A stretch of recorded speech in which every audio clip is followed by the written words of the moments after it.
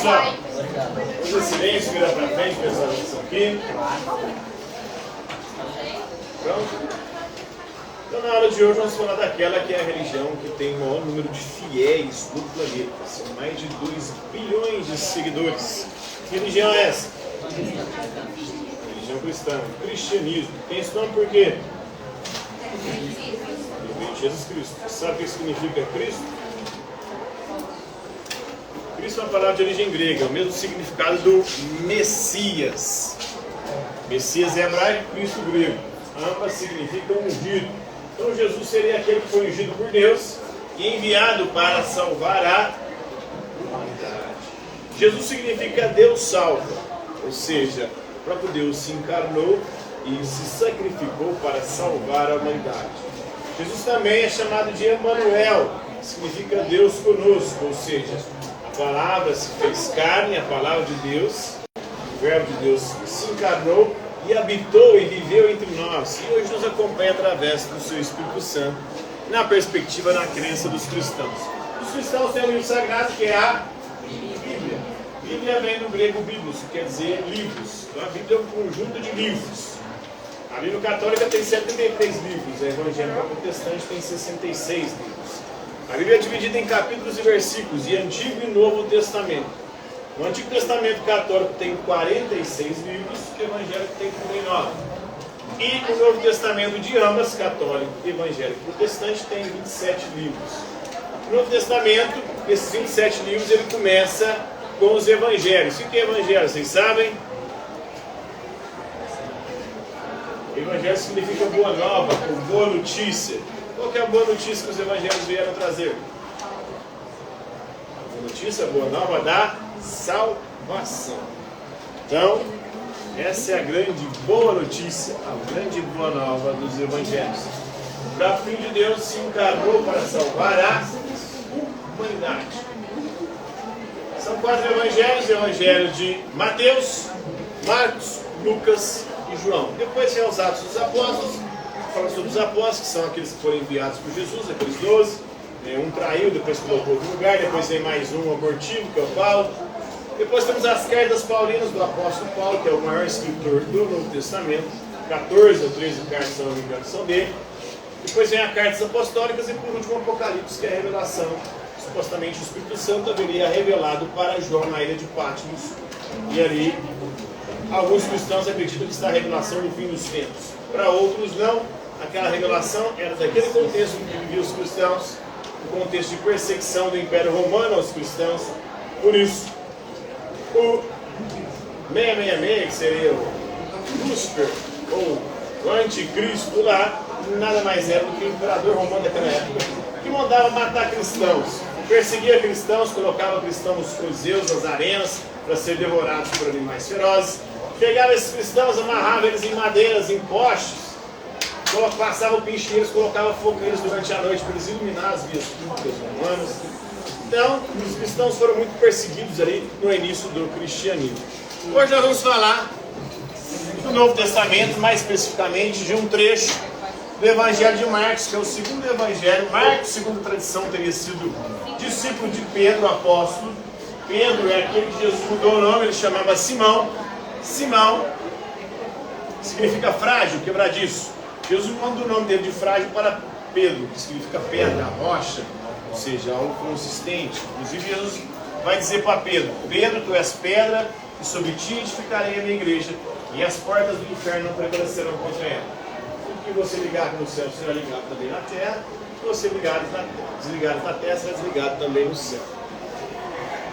Então, lá em Marcos capítulo 1, versículos 1 ao 20, nós temos um episódio bem interessante. O episódio dos demônios e a manada de porcos. Já leram esse trecho na Bíblia? O que é um demônio? Um demônio. Várias denominações. O demônio é um anjo. Um anjo que se rebelou contra Deus. Tinha um anjo lá que era o Lúcifer, o anjo mais bonito de todos os anjos. Ele estava junto a Deus. Quando ele ficou sabendo os planos de Deus de criar a humanidade, ele se rebelou contra Deus e trouxe consigo alguns outros anjos. E eles foram expulsos do céu e viraram essa legião de demônios e de anjos decaídos que foram expulsos e caíram aqui na terra. Então a galera aí meio maluca, meio doidona da terra plana, que diz que quando Deus expulsou Lúcifer e os demônios do céu, eles caíram aqui na terra e mataram os dinossauros. É mesmo? Isso há 6.000 anos atrás. Porque a terra é jovem. Não existe evolução, não existe Big Bang, nada disso. Não existe. Começou ali, para menos, 5 dias atrás, não 6.000 anos atrás. Eles acreditam nisso aí. Então os demônios é manada de porcos. Meu nome é Legião. Legião, gente. Muita gente chama isso legião de demônios. Legião era como era chamado na época os exércitos romanos. Os exércitos romanos eram compostos de batalhões, ou seja, de legiões. E na época o povo judeu estava sob o domínio do Império Romano. Então eles viam as legiões romanas como representantes de quê? De Lúcifer, de Satanás, do demônio, do encardido, do capiroto, do sei lá o que, qual é o outro nome que dá para o Beuzebu, né? Também o nome é legião porque somos muitos. Então, como são muitos, nós foram expulsos às vezes, muitos anjos, demônios que estão circulando por aí, e muitos demônios estão no corpo de uma pessoa na crença de alguns cristãos. Mas a gente vai ver aqui que naquela época não existia psiquiatria, não existia medicina para poder identificar doenças psíquicas e doenças do corpo. Então toda doença naquela época era obra do demônio. Então a pessoa era pneu, tinha algum problema, um distúrbio psíquico, era culpa do demônio. E aí Jesus, ao curar o indivíduo, supostamente teria tirado o demônio dele, mas era uma doença, não é um demônio. Hoje tem muita gente aí que sofre de várias patologias psíquicas que não é demônio. Mas durante a maior parte da história da humanidade foi considerado demônio. Só recentemente, a partir dos estudos da mente, do desenvolvimento da psiquiatria e da psicologia, se descobriu que isso não se tratava de espíritos, de demônios, mas sim de doenças mentais, né? Isso essa passagem encontra o Evangelho de Lucas e de Mateus também. É uma passagem que supostamente mostra a autoridade de Jesus sobre o reino espiritual, mas o espiritual mesmo não tem nada, porque aparentemente o sujeito era um surtado, né? Esse episódio aconteceu entre 27 e 29, nas praias do Mar da Galileia, na região dos Gerazenos. Jesus, o Messias, o ungido, o Filho de Deus, é um só Deus em 3 pessoas, Pai, Filho e Espírito Santo, né? No auge da sua pregação na Galileia, o endemoniado, era um homem endemoniado imensamente forte. Os loucos, quando estão nos seus acessos de loucuras, ou pessoas que têm algumas patologias psíquicas, elas ficam muito fortes, fazem coisas que precisam de 6 pessoas para segurar. Por isso nos hospícios eles usavam camisas de força, camisas extremamente fortes, para poder conter os indivíduos quando eles tinham seus acessos, né? E que vive nos sepulcros e perto das praias do Mar da Galileia. Então várias dessas, como eu disse, dessas patologias hoje são identificadas como distúrbios psíquicos, doenças da mente e não doenças espirituais, não é demônio, né? Então tinha na época também os cuidadores de porcos, porque Jesus, na hora que os demônios do rapaz, manda para os porcos. Por que os porcos? Na Bíblia os porcos são um animal impuro. Os judeus não podem comer carne de porco. Se você encostar num porco, você fica impuro. Lá no Antigo Testamento proíbe comer carne de porco. Então, esse animal impuro representa também o demônio, o Satanás. Então, se a gente comer porco hoje, a gente fica endemoniado, como é que funciona isso? Se o porco é um animal impuro?